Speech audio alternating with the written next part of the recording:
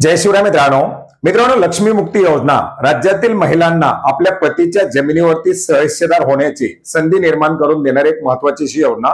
आणि याच योजनेच्या संदर्भातील महत्त्वाची सविस्तर अशी माहिती आजच्या व्हिडिओच्या माध्यमातून जाणून घेण्याचा प्रयत्न करणार आहोत।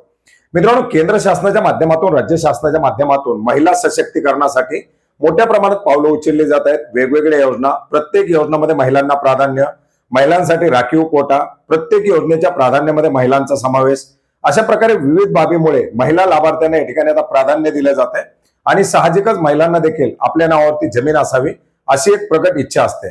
मित्रांनो, या सर्वांच्या पार्श्वभूमीवर आपण जर पाहिलं तर पती जिवंत असतानाच त्या पतीच्या जमिनीवरती महिला लाभार्थ्यांना सहहिस्सेदार म्हणून नोंद करण्याची जी मुभा दिली जाते आणि जी याच्यासाठी योजना राबवली जाते ती योजना म्हणजे लक्ष्मी मुक्ती योजना। मित्रांनो, चांदवड तालुक्यामधून नाशिक जिल्ह्यामधून 1986 मध्ये एक चळवळ उभा करण्यात आली, ज्याच्यामध्ये महिलांच्या अधिकाराच्या अंतर्गत पतीच्या जमिनीवरती महिलांच्या नावाची नोंद व्हावी अशा प्रकारे मागणी याच्या माध्यमातून करण्यात आलेली होती।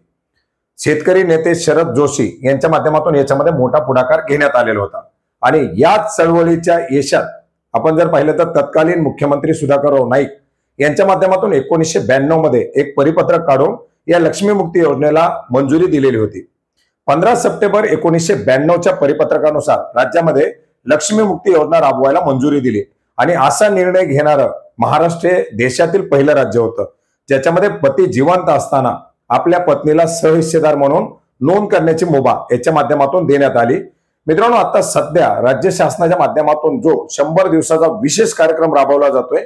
याच्यामध्ये देखील या लक्ष्मी मुक्ती योजनेचा सहभाग करण्यात आलेला आहे आणि मोठ्या प्रमाणात प्रत्येक जिल्ह्यामध्ये, सातारा सारख्या जिल्ह्यामध्ये तर आपण पाहिले की खूप मोठ्या प्रमाणात लाभार्थ्यांना अशा प्रकारे लाभ देण्यात आलेले आहेत किंवा मोठ्या प्रमाणात महिलांच्या माध्यमातून अशा सहहिस्सेदार बनण्यासाठी अर्ज केलेले आहेत। राज्यातील प्रत्येक विविध जिल्ह्यामध्ये अशा प्रकारचे अर्ज देखील दाखल केले जातात, परंतु बऱ्याच शेतकऱ्यापर्यंत, महिला लाभार्थ्यापर्यंत या योजनेची माहिती देखील नाही। मित्रांनो, याच्या अंतर्गत आपण जर पाहिलं तर पतीला आपल्या जमिनीवरती सहहिस्सेदार म्हणून महिला अर्थात आपल्या पत्नीची जर नोंद करायची असेल तर त्याच्यासाठी तो तलाठी कार्यालयामध्ये अर्ज करू शकतो। आपलं विवाहाचं प्रमाणपत्र, याच्याबरोबर ज्या जमिनीवरती सहहिस्सेदार म्हणून नोंद करायची आहे अशा जमिनीचा 7/12, याच्या व्यतिरिक्त लागणारी जी काही कागदपत्र असतील, ज्याच्यामध्ये ओळखपत्र असेल, आधार असेल, लागणारे फोटो असतील, अशा प्रकारे सर्व कागदपत्रासह हा अर्ज तलाठी कार्यालयामध्ये सादर करावा लागतो। हा अर्ज सादर केल्यानंतर याच्यामध्ये दिलेले सर्व पुरावे योग्य असतील, याच्यामध्ये सर्व आयडेंटिफिकेशन वगैरे व्यवस्थित झालं आणि शहानिशा केल्यानंतर तलाठी कार्यालयाच्या माध्यमातून याला मंजुरी देऊन हे फेरफार घेतले जातात, ज्याच्यामध्ये त्या पत्नीचं नाव त्या पतीच्या जमिनीवरती सहहिस्सेदार म्हणून लावलं जातं। मित्रांनो, सध्या जर आपण पाहिलं तर प्रत्येक योजनाचा लाभ घेत असताना किंवा प्रत्येक योजनाचे लक्ष्यांक देत असताना महिलाला दिलं जाणारं प्राधान्य पाहता या ठिकाणी महिलांचा मोठ्या प्रमाणात 7/12वरती नोंद करणं ही एक काळाची गरज बनलेली आहे।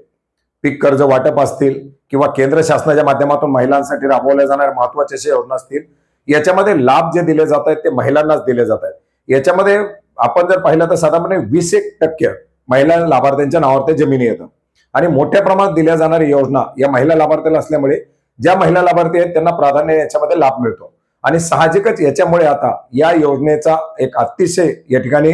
उपयोग होण्यासारखा आहे, अतिशय गरजेची अशी योजना आहे आणि याच्यामुळे याचा या 100 दिवसाच्या विशेष कार्यक्रमामध्ये सहभाग करण्यात आलेला आहे। तर ज्या महिला लाभार्थ्यांना आपल्या पतीच्या जमिनीवरती सहहिस्सेदार म्हणून आपली नोंद व्हावी असं वाटत असेल, ते लाभार्थी, ते महिला लाभार्थी किंवा ज्या व्यक्तीला आपल्या पत्नीला सहहिस्सेदार म्हणून नोंद करायची इच्छा असेल, अशा व्यक्ती या योजनेच्या अंतर्गत लाभ घेऊ शकतात। मित्रांनो, एकंदरीत आपण जर पाहिलं तर पती जिवंत असताना सहहिस्सेदार केल्यानंतर त्याच्या मृत्यूनंतर पुढे जे काही होणारे वादंग असतील किंवा त्याच्यानंतर पुढे महिलाची जी काही होणारी फरफट असेल किंवा विधवांना होणारा त्रास असेल, हा त्रास सुद्धा याच्या माध्यमातून कमी होऊ शकतो आणि त्याच्यामुळे साहजिकच ही योजना अतिशय गरजेची आणि महत्त्वाची आहे, ज्याच्याबद्दलची माहिती आजच्या व्हिडिओच्या माध्यमातून घेण्याचा प्रयत्न केलेला आहे। भेटूयात नवीन माहितीसह, नवीन अपडेट्ससह।